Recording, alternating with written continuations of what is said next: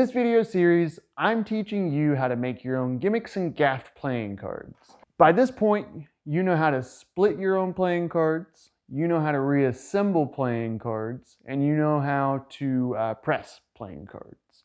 In this video, I'm going to show you a little bit more advanced skills for making gimmicked and gaff cards. We're going to cover how to make a split card. To make a split card, you need 3 pieces. I'm again going to use my thinner than normal thick cards for this job.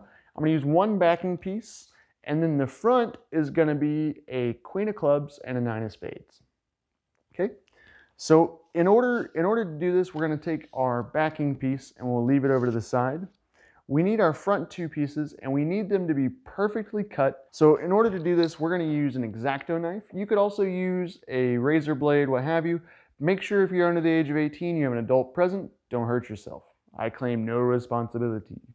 So in order to do this, you want to grab one more thing, and that is some masking tape. Masking tape is going to make this job much easier.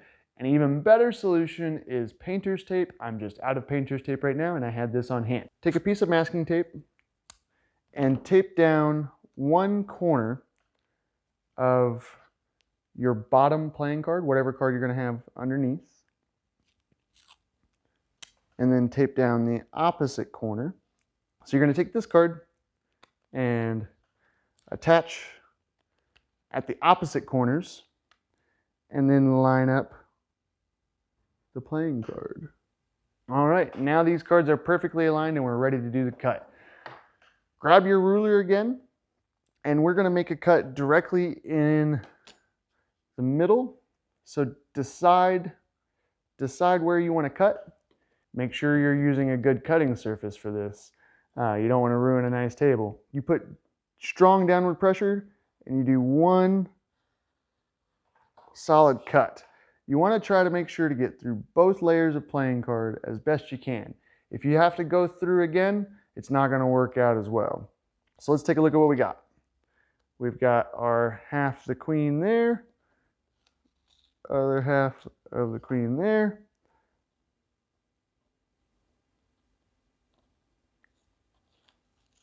our half of the 9 of spades here, and our other half of the 9 of spades here. Now, the reason why you did the tape the way you did it at the 4 corners is so you can distinguish pieces later, because now I know that these two halves are from the same half, and these 2 halves are from the same half. So what you want to do is mismatch them. This queen is going to go with this 9. This 9 is going to go with this queen.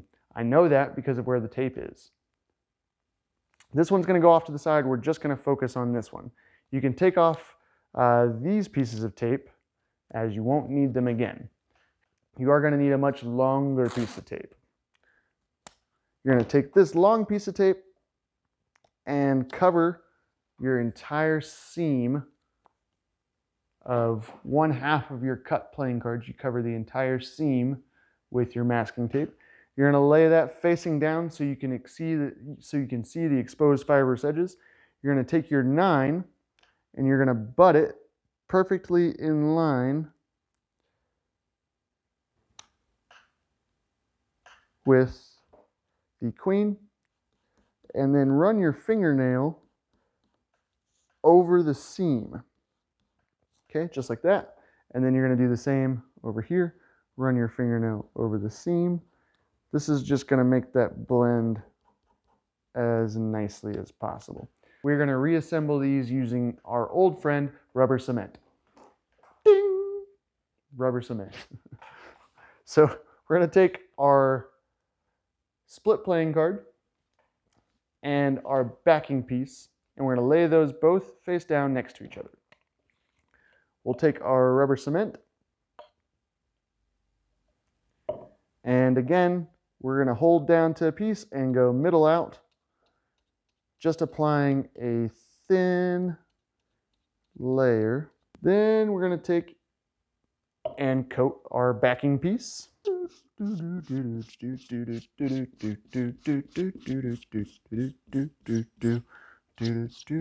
We now have our split piece and our backing piece coated in rubbered cement, and both pieces have had a chance to dry.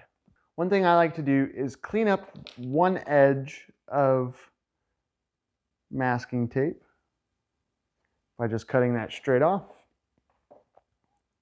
This will give me a clean edge to work with whenever I'm lining up my card. If you remember from our last video where I walked you through the assembly process of these cards, we're going to use our straight edge. Again, we're going to butt those pieces up, hold them firmly against the edge, and slide them in together, and tap down our seam in the middle. Once we've tapped down our seam, you can see that those two cards are now stuck together. Our split pieces down here, our backing pieces up here. Now, same as before, you're going to lift up one side and just lay it over just like that. You will pick it up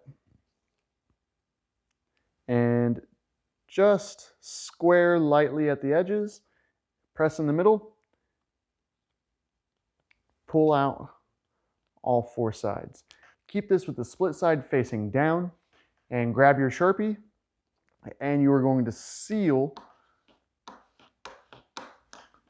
the entire playing card.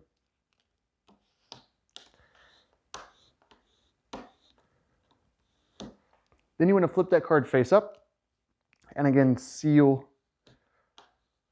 going from the middle out, and make sure you hit every direction.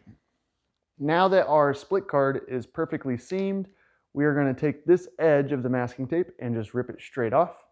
Okay, put that over the side. Now you want to press this with the masking tape applied for at least 48 hours. Once you've given your gaff card a chance to press, it's now time to clean up the edges and take off this masking tape. We're going to take off the masking tape first. You want to be very careful and not touch the seam, because you don't want to end up pulling away any of the card. So now I've got an edge of that masking tape pulled up. I'm going to lay it down and just roll it away from the seam. I'll put that over there. And you can see we now have our split gaffed playing card. Now, one thing you may need to do to these cards, depending on how well you did at aligning them, is you may have to clean up the edges of the playing card. I don't know if you'll be able to see this on camera, but there's the finest edge of this nine of spades. You can see a gray interior portion of the card at the finest edge right there. I'm going to use a pair of scissors to take this off.